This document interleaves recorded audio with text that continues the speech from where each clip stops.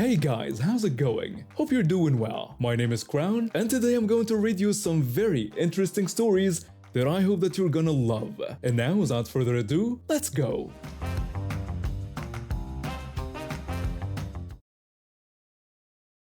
I work retail to pay for college. Started at this electronics store when I was 19.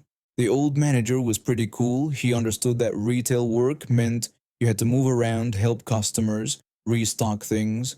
Then corporate decided to shuffle things around.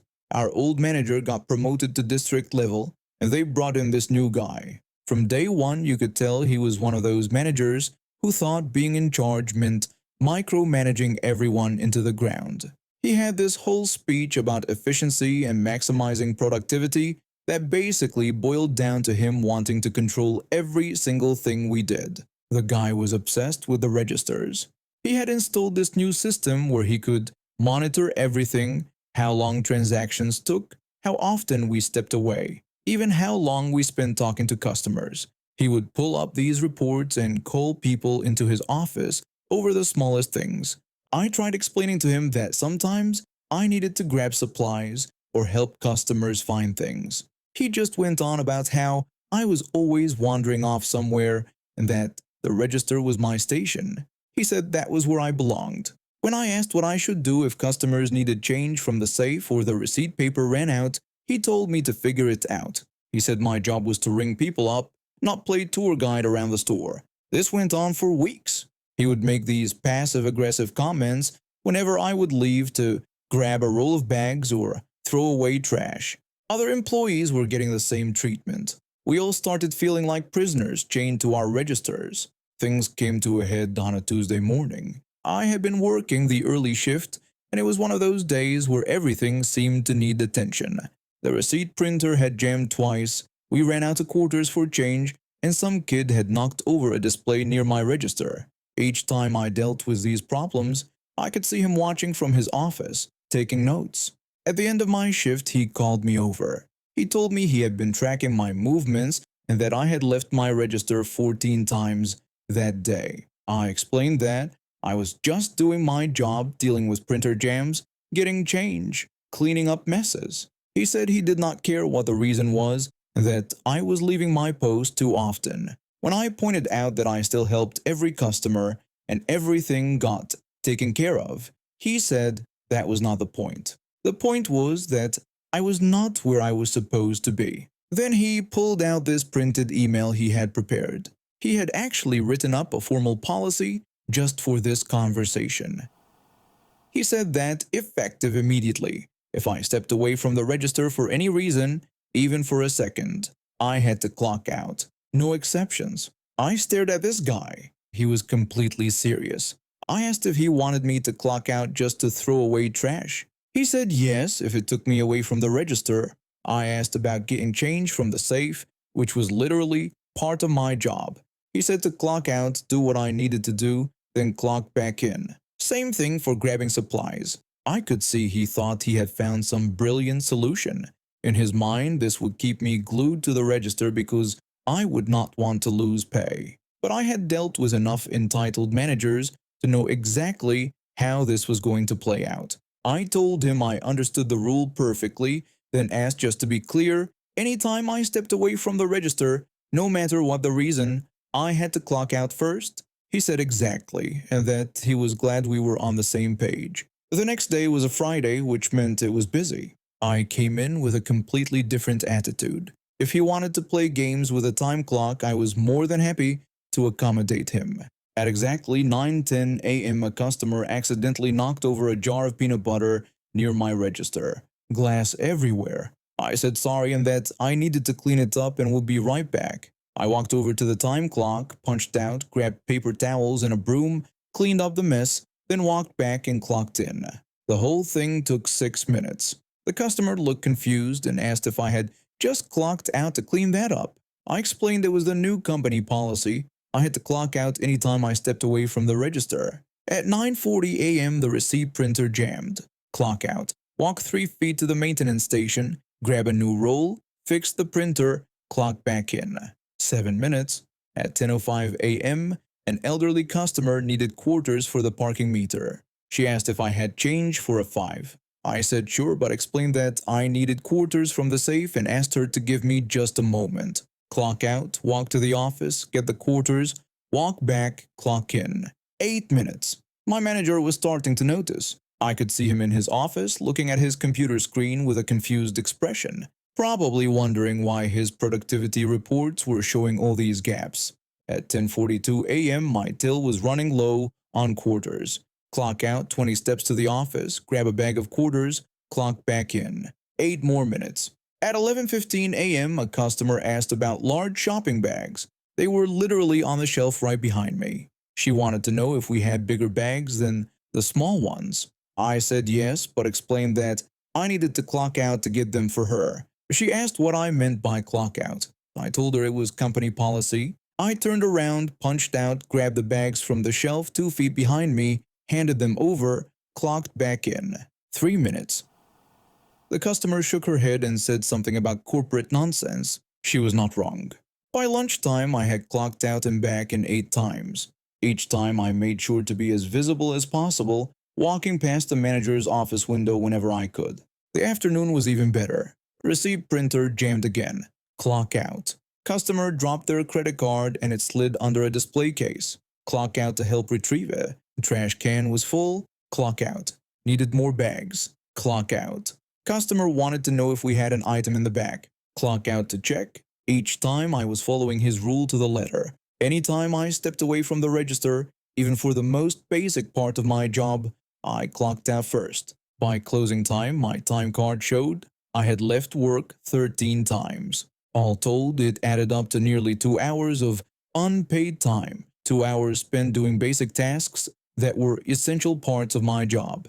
Getting change, grabbing supplies, cleaning up messes, helping customers. All the things I was supposed to do, but now was not getting paid for because of his ridiculous rule. The weekend passed and Monday morning came around.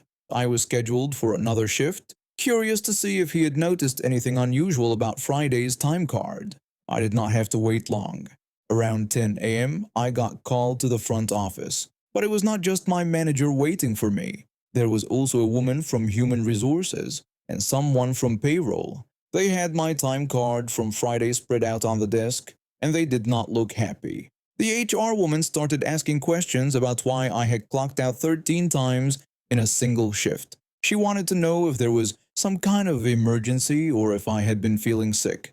My manager was sitting there looking increasingly uncomfortable when I explained that I was simply following the policy he had implemented. I pulled out my phone and showed them the email he had sent, the one with his new rule about clocking out anytime I stepped away from the register. The payroll guy read it out loud, and I could see the HR woman getting more annoyed with each word. She turned to my manager and asked if he had really instituted a policy requiring employees to clock out for basic job functions.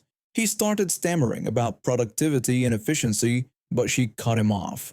She asked him if he realized that this policy meant the company was essentially getting free labor for essential tasks. The payroll representative chimed in, explaining that what had happened Friday was a compliance nightmare. Having employees perform job duties while clocked out could lead to serious legal issues with the Department of Labor. They asked my manager if he had cleared this policy with anyone in corporate or legal. He had not, of course. The whole meeting took about 20 minutes.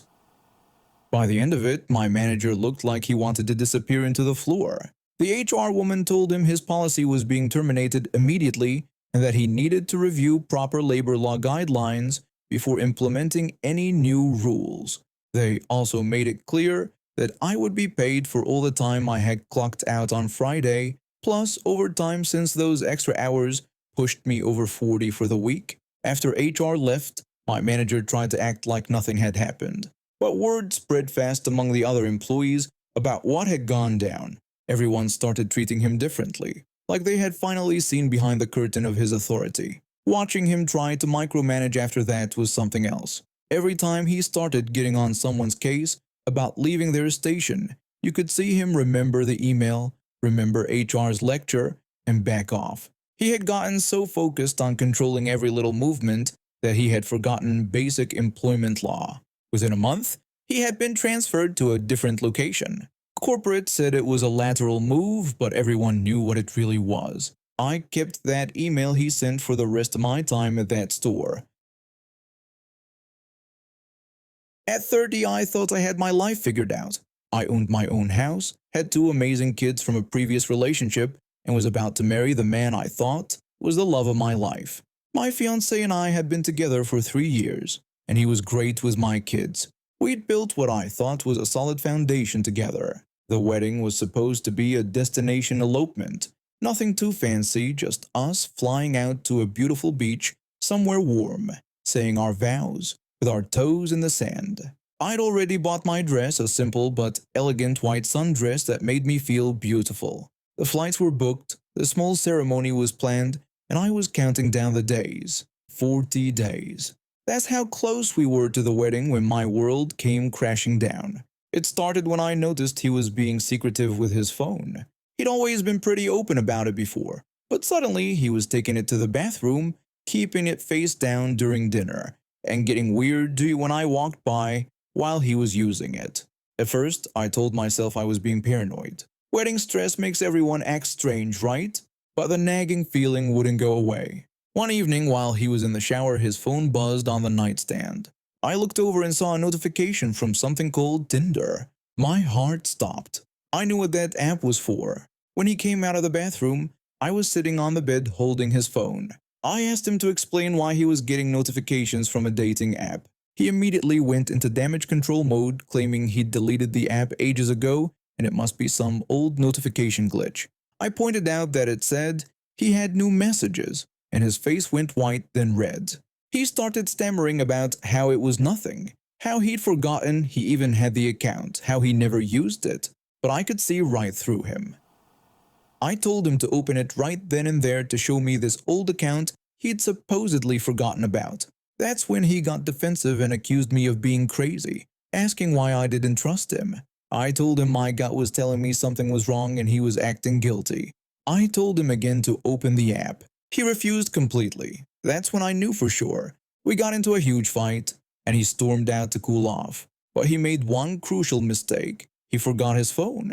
I spent the next hour going through everything. The Tinder account was very much active. Recent messages, recent matches, recent activity. But the worst part wasn't just that he was on there looking for hookups.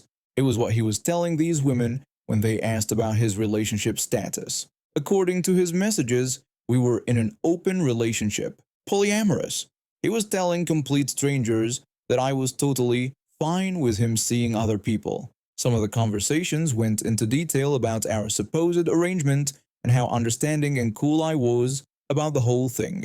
I felt sick. Not only was he cheating, but he was using me as his cover story, making me complicit in his lies without my knowledge. When he came back a few hours later, I confronted him with the evidence. I told him we were apparently polyamorous now, which was news to me. He had the nerve to say I wasn't supposed to see that. I shot back, asking if I wasn't supposed to see my fiancé telling other women that I was okay with him screwing around behind my back. He tried to downplay it, saying it wasn't like that and he was just exploring options. He claimed he never actually met up with any of them. I asked how exactly that made it better. Then he had the audacity to tell me not to be dramatic and that it wasn't that big a deal. That's when something snapped inside me. Not that big a deal. We had 2 kids who adored him. We were 40 days away from getting married. I trusted him completely and he'd been lying to my face for who knows how long. But instead of kicking him out right then, I told him I needed time to think. He seemed relieved, probably thinking he could talk his way out of it. He went to bed that night like nothing had happened. That's when I had my moment of inspiration, or revenge. Call it what you want. I grabbed his phone and opened up his Tinder account. If he wanted to play games, I could play games too. I deleted all of his photos and uploaded several of mine instead. Good ones, the kind where I looked confident and happy. Then I completely rewrote his bio, deleting all his information and replacing it with mine. But here's where I really went all out. I paid the $8 premium fee so the account could see how many people were liking it. I wanted him to see exactly what he was losing. Then I went to bed and waited. The next morning he woke up and immediately reached for his phone like always. I pretended to be asleep, but I was watching him through barely opened eyes. At first, he looked confused and then his eyes went wide. Then he started frantically tapping at the screen. He asked what I'd done to his account. I pretended to just wake up and asked how Tinder was treating him that morning. He yelled that I couldn't do this and that it was his account. I explained that since he was using my relationship status as his pickup line, I figured I'd make it more accurate. Now the women were actually talking to the person he claimed was in an open relationship. He told me to change it back right away. I suggested he check out how many likes he'd gotten overnight first. He looked at the screen and his jaw dropped. Thousands. Literally thousands of likes and messages from men who were interested in meeting me. He started ranting about how insane this was and how people were going to think he was catfishing. I pointed out that technically he was catfishing them about our relationship status, so this seemed pretty fair to me. He told me to change it back. I laughed at his entitlement, pointing out that was rich coming from someone who'd been lying to me for months. He was livid, ranting about how I was crazy, how I was ruining his reputation, how I had no right to mess with his accounts. The entitlement was unbelievable. He was acting like the victim in all this. I told him it was time for him to leave. He protested that this was our house and I couldn't just kick him out. I corrected him that it was actually my house, my name on the deed, my down payment, my mortgage payments. He kept arguing that we lived there together and I couldn't throw him out. I told him to watch me and that I wanted him gone by that night. He tried to convince me this was ridiculous and we could work it out. He begged me not to throw away everything we had over some stupid app. I reminded him it was a stupid app where he'd been hooking up with other women while planning our wedding. He insisted again that he never actually met any of them. I asked why I should believe that when he'd been so honest with me lately. The argument went on for another hour, but I stood firm. He packed his stuff and left that evening, but not before trying every manipulation tactic in the book. He alternated between promising it would never happen again and blaming me for snooping through his phone. I called off the wedding the next day. It was embarrassing having to cancel everything so close to the date, but I knew I'd dodged the bullet. The dress went back to the store, the flights were canceled, and I had to explain to family and friends why the wedding was off. Some people thought I was being too harsh. They said everyone makes mistakes and I should have given him another chance. But I knew better. Someone who could lie so easily and use me as cover for their cheating wasn't someone I could trust with my heart or my kids' security. His Tinder profile with my pictures stayed up for about a week before he figured out how to get it taken down. By then, he'd received thousands more messages and likes. A few of his friends even saw it and called him confused about why he was pretending to be a woman online. A month later, I found out through mutual friends that he'd been telling people I was the crazy one, that I'd hacked his accounts and ruined his reputation over nothing, that he was the victim of a psycho ex-fiancé who couldn't handle him having female friends. But here's the thing about liars. They eventually get caught. One of the women he'd been messaging on Tinder reached out to me directly after seeing the profile switch. She'd screenshot their entire conversation where he detailed our supposed polyamorous arrangement. She thought I should know what he'd been saying about me. It turned out he hadn't just been messaging random women, he'd been actively meeting up with several of them over the course of our relationship. The woman who contacted me had been seeing him for 6 months. She had no idea he was engaged until she saw my photos on his profile. She was horrified. She'd been led to believe I was completely aware and okay with their relationship. She even had text messages where he complained about how I was getting cold feet about their arrangement and might try to cause drama. Armed with this new information, I made sure everyone who'd been calling me crazy got the full story. His narrative about me being a jealous harpy who couldn't handle him having female friends fell apart pretty quickly when people saw the evidence of his actual cheating. The final nail in the coffin came 3 months later when another one of his dating app matches contacted me. Apparently, he'd moved on to Bumble and was using the same story about being polyamorous. But this time, he was using photos from our relationship, pictures of us together, claiming I was his primary partner who was totally cool with him dating other people. This woman had recognized me from social media and reached out to verify his story. When I told her the truth, she was appalled. Turns out he'd been planning to bring her as his plus one to a mutual friend's wedding, introducing her as his secondary girlfriend. That was the last straw for our friend group. Even the people who'd been giving him the benefit of the doubt couldn't excuse using photos of his ex-fiancée to catfish new women.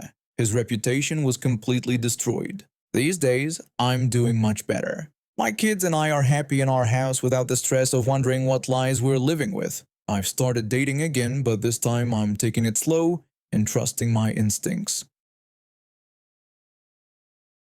The farm I inherited from my grandfather a few years ago came with a handful of chickens, 2 goats, and an old horse named Thunder that Grandpa couldn't bear to sell. I spent months fixing up the place, learning how to care for the animals, and slowly building up a small operation selling eggs and goat cheese at the local farmer's market. It wasn't making me rich, but I was happier than I'd been in years. My closest neighbor lived about half a mile down the dirt road. She was a woman in her 50s who kept to herself mostly. I'd wave when I saw her driving past and she'd give a curt nod back. That was about the extent of our relationship for the first year and a half. Everything changed last spring when she showed up at my door one evening, clutching what looked like an ancient book wrapped in cloth. She told me she needed to talk to me about something important. I asked what was on her mind and she explained that she'd been studying this book she found in her grandmother's attic. She claimed it was full of old farming wisdom and rituals that could bring prosperity and protection to the land. I invited her in for coffee, thinking she wanted to share some traditional farming tips. She told me there was a specific ceremony described in the book that needed to be performed in the largest barn in the area. That would be mine. When I asked what kind of ceremony, she opened the book and started reading passages about blood offerings and ancient spirits. The more she talked, the more uncomfortable I became. She was describing what sounded like animal sacrifice. She explained that it would bring incredible luck to both our farms. According to her, the book said the spirits would bless our crops and protect our livestock. I told her I appreciated her thinking of me, but I wasn't comfortable with that kind of thing. I suggested maybe she could do whatever ritual she wanted on her own property. Her friendly demeanor vanished instantly. She insisted that I didn't understand, that it had to be in the biggest barn. She claimed that was mine and that the spirits were very specific about these requirements. I apologized but told her the answer was no. She left that night angry. Over the next few weeks, I started noticing strange things. One morning, I found one of my chickens dead near the fence line closest to her property. Then a few days later, another one. I initially thought it might be a fox or coyote, but there were no bite marks or signs of a struggle. The animals just seemed to have died. After losing my third chicken, I confronted her. I asked if she'd noticed anything strange around here lately, mentioning that I'd been losing chickens. She suggested that maybe it was a sign that I should have listened to her. She claimed the spirits didn't like being ignored. I asked what that was supposed to mean and she told me to perform the ritual and my animals would be protected. I told her she was being ridiculous and walked away. But deep down, I was starting to get worried. The deaths continued. Over 2 months, I lost 8 chickens and one of my goats. Each time the animals were found in the same area near the property line. I called the local veterinarian who couldn't find any obvious cause of death. I even called animal control, but they said without evidence of foul play, there wasn't much they could do. Meanwhile, she kept showing up at my door every few days. She would insist that this could all stop if I just let her perform the ceremony. I kept telling her to leave me alone and that I didn't want anything to do with her weird ritual. She would respond by saying those animals were dying because I was being stubborn and that their blood was on my hands. After losing my favorite hen, Henrietta, I'd had enough. I drove into town and spent nearly $800 on a security camera system. I installed cameras covering the chicken coop, the goat pen, and the area where the animals had been dying. 3 days later, I got my answer. I was reviewing the footage from the previous night when I saw her. Clear as day, there she was at 2 a.m. climbing through my fence with a large knife. I watched in horror when she grabbed one of my chickens and slit its throat right there on camera. She even looked directly at one of the cameras before leaving. I immediately called the police. When they arrived, I showed them the footage. The officers told me they would need copies of all the footage and explained that this was clear evidence of animal cruelty and trespassing. They were shocked. They arrested her that afternoon. During the search of her property, they found the remains of my animals buried in her backyard, along with that creepy book and other ritual items. The case went to court 3 months later. My lawyer said that it was one of the most straightforward cases he'd ever handled. The video evidence was undeniable, and the buried animal remains on her property sealed her fate. During the trial, she actually tried to defend her actions. She claimed she was trying to help both our farms and that the ritual required fresh blood offerings to appease the spirits. The judge responded by telling her that what she did was kill her neighbor's animals and that there were no spirits involved in his courtroom. She was convicted of animal cruelty, trespassing, and destruction of property. The judge sentenced her to 6 months in jail, 2 years of probation, and ordered her to pay me restitution for all the animals she killed plus the cost of my security system. But the best part came during the sentencing when the prosecutor revealed something else they'd discovered. He told the judge that the defendant's so-called ancient book was actually a fantasy novel published in 1987. The defendant had apparently been following fictional rituals from a work of dark fantasy literature. The whole courtroom erupted in murmurs. She'd been killing my animals because of something she read in a fantasy novel. After she was released from jail, she moved away. I've been selling on eBay for a while now. Started small with old video games and electronics I found at garage sales, but eventually turned it into a decent side business. I specialize in calculators and educational tech since I have a background in engineering and know what to look for. The profit margins aren't huge, but it's steady work, and I enjoy the treasure hunt aspect of finding good deals. Last month, I was browsing through calculator listings when I found something interesting. A seller had posted a bulk lot of Texas Instruments scientific calculators, the expensive graphing kind that retail for over $100 each. The listing caught my eye because they were marked as school property but listed for parts only. The condition description just said turns on but needs additional equipment. I've flipped hundreds of calculators over the years. In my experience, if a calculator turns on, it's usually perfectly fine. Sometimes sellers don't know what they have or assume there's a problem when there isn't. The whole needs additional equipment part confused me though. These calculators are standalone devices. What additional equipment could they possibly need? So I sent the seller a polite message asking what additional equipment was needed and if he could provide more details about the condition. Nothing rude or demanding, just a simple question from a potential buyer. His response came back within an hour, and it completely blindsided me.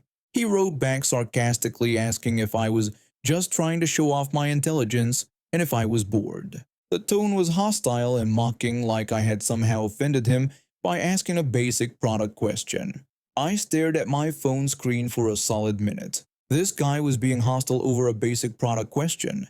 Any reasonable seller would either answer the question or politely decline to provide more information. But this response was just pure attitude. I decided to give him the benefit of the doubt. Maybe he was having a bad day or misunderstood my tone through text. I sent back another message explaining that I wasn't being rude, just curious about the condition since I was interested in buying.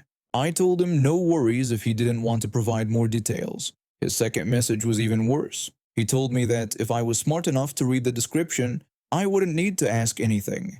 He said he wasn't required to educate me, though he misspelled the word educate. The condescending attitude was dripping from every word. But then he sent one more message saying he was just going to block me so he wouldn't waste his time. And that was it. Blocked for asking a legitimate question about a product I wanted to buy. Normally, I would have just rolled my eyes and moved on. eBay has millions of sellers, and running into the occasional jerk comes with the territory. But something about this guy's attitude really got under my skin. The smugness, the instant hostility, the way he talked down to a potential customer, it felt like he was treating me like garbage, just because he could. So instead of moving on, I decided to dig a little deeper. I clicked on his profile to see what other buyers thought of him. The feedback section was a disaster. Negative review after negative review. all describing the exact same pattern: rude messages, cancelled orders, hostile responses to basic questions. But what really caught my attention were the racial undertones in some of his responses to negative feedback. One buyer had left negative feedback saying their order was cancelled without explanation. The seller's public response was defending himself by calling the buyer a scammer from Honduras and making jokes about people who speak a mix of Spanish and English. Another negative review had a response where he made assumptions about someone's nationality based on their username. This wasn't just a grumpy seller having a bad day. This was a pattern of discriminatory behavior toward anyone he perceived as foreign or different. I kept digging through his listings and found something interesting. Buried in one of his item descriptions was a phone number, just sitting there in the middle of a paragraph about return policies. I copied the number and ran it through a quick Google search. The search results led me to another eBay store, this one operating under a company name that claimed to do electronics recycling and refurbishing. Same phone number, same general location, but completely different inventory. Instead of calculators and school equipment, this store was selling high-end medical devices. I'm talking about serious medical equipment: electrotherapy units, ultrasound transducer heads, laser therapy applicators, the kind of stuff that hospitals and clinics use. These weren't cheap consumer gadgets either. Individual items were priced at thousands of dollars. I'm not a medical professional, but I know enough about regulations to recognize red flags. Medical devices aren't like regular electronics. They're heavily regulated by the Food and Drug Administration. Most of these devices require something called 510(k) clearance, which is basically the government's way of saying yes, this is safe and effective for medical use. More importantly, eBay has strict policies about selling medical devices. You can't just list regulated medical equipment for sale to random buyers. You need special authorization from eBay, and even then, there are restrictions on what you can sell and who you can sell it to. I spent the next hour going through this guy's medical equipment listings with a fine-tooth comb.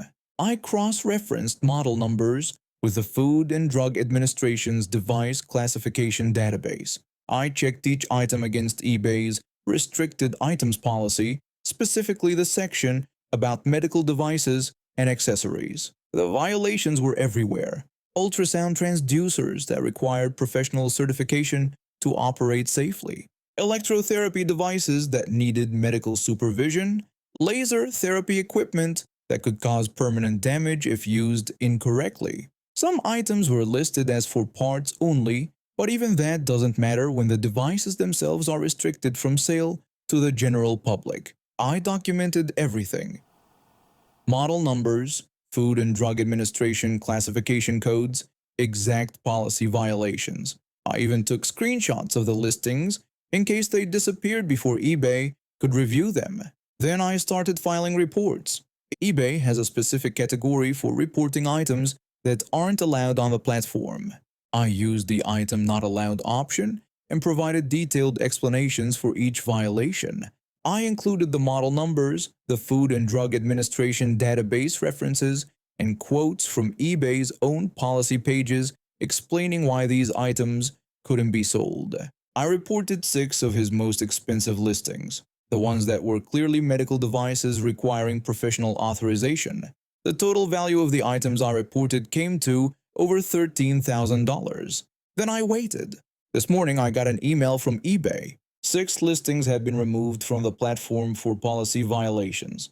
The email didn't go into specific details, but it confirmed that the items I reported were no longer available for sale. I went back to check the seller's store, and sure enough, all the big-ticket medical devices were gone. The electrotherapy systems, the ultrasound equipment, the laser therapy devices. Even some of the 4-parts-only medical items had been removed, which makes sense since eBay's policy applies regardless of the item's condition. I did the math on the removed listings. The total came to exactly $13,590 in lost inventory. I went back and checked again because I thought I might have missed something. Turns out I had missed one listing, a high-end ultrasound system that was priced at over $4,000. The actual total of removed listings was $18,140. I'm not saying I destroyed his business, but I definitely ruined his week. Maybe his month, depending on how much of his income was coming from those medical device sales. My work cubicle is right in the middle of the floor, which means I get a lot of foot traffic. People stop by to ask questions, drop off files, or just chat during their coffee breaks. I keep my workspace organized and well stocked. My parents ran a small business and taught me that having the right supplies when you need them can make or break your day. About 6 months ago, I started noticing something weird. I'm particular about my pens. I always buy the same brand of blue gel pens because they write smoothly and don't smudge. I buy a pack of 12 and keep 3 or 4 on my desk at any given time, storing the rest in my drawer, but they kept disappearing. At first, I figured I was just being absent-minded. Maybe I was leaving them in conference rooms or lending them out and forgetting to get them back. It happens to everyone, right? So I started paying more attention, making mental notes of where I left my pens. That's when I noticed something interesting. My coworker, who sits 2 cubicles over, let's call him the pen bandit, always seemed to have the exact same pens I used. Same brand, same blue ink, even the same little dent that this particular model gets on the cap after you've used it for a while. The pen bandit is one of those guys who's been at the company for about 5 years and acts like he owns the place. He's not technically my supervisor, but he's got this way of talking down to people and acting like everyone else's stuff is community property. He's the type who'll eat your lunch from the office fridge and then act confused when you ask about it. I started watching more carefully. Sure enough, whenever he walked past my desk, he'd casually grab a pen without asking. Not obvious about it, he'd stop to chat about some work thing and just pick up a pen while talking, then walk away with it. The guy had turned pen theft into an art form. Now I could have just confronted him directly. But honestly, where's the fun in that? Plus, I'd seen him get defensive when people called him out on stuff before. He'd always have some excuse or would turn it around to make the other person look petty. I decided this situation called for a more creative approach. I did some research and found these amazing disappearing ink pens online. They look exactly like regular pens and write normally at first, but the ink is designed to fade completely after about 30 minutes. They're usually used for fabric marking or temporary notes, but I figured they'd work perfectly for my little experiment. I ordered a pack and replaced my usual pens with the disappearing ink ones, making sure to keep some regular pens hidden in my drawer for my own use. Then I waited. It didn't take long. 2 days later, we had our weekly team meeting scheduled for Thursday afternoon. I made sure to have a couple of the special pens prominently displayed on my desk that morning. Around lunchtime, the pen bandit strolled over to my cubicle. He asked me if I'd finished reviewing the quarterly reports. I told him I'd sent my notes to the manager that morning and asked if he needed something from them. He said he was just checking, but while he was talking, I watched him eye my pens. Right on cue, he casually picked one up and started clicking it absent-mindedly. Classic move. He said he better get ready for the meeting and thanked me for the update. He walked away, pen in hand, just like always. I had to bite my lip to keep from grinning. The meeting started at 2 o'clock. Everyone filed into the conference room with their notebooks and laptops. The pen bandit sat across from me, looking smug with my pen in his hand. Our manager started going through the agenda, and everyone began taking notes. I pulled out one of my real pens from my pocket and started writing.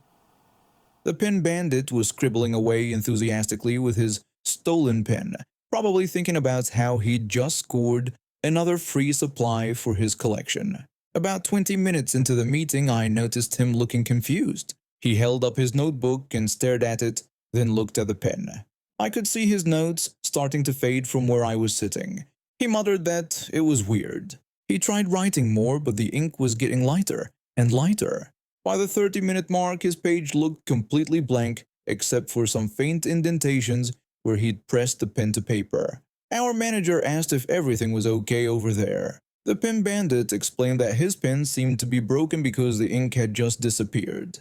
He was holding up his notebook, looking completely baffled. Everyone else was still taking notes normally, so all eyes were on him.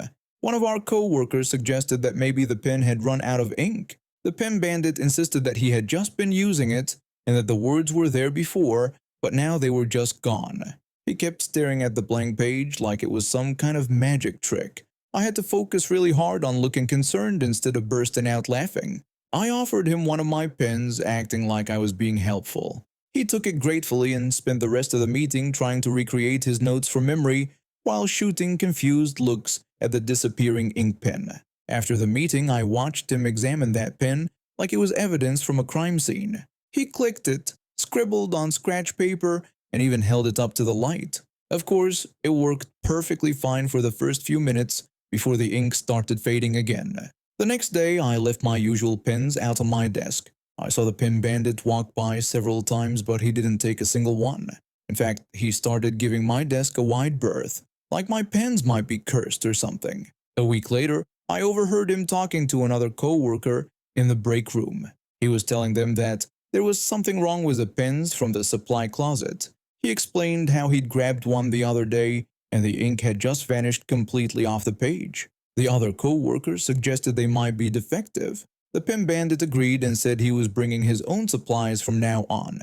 That was 3 months ago, and I haven't lost a single pen since. The pen bandit now carries around his own little pencil case and guards it like it's filled with gold. He still gives my desk suspicious looks sometimes, but he's never touched my supplies again.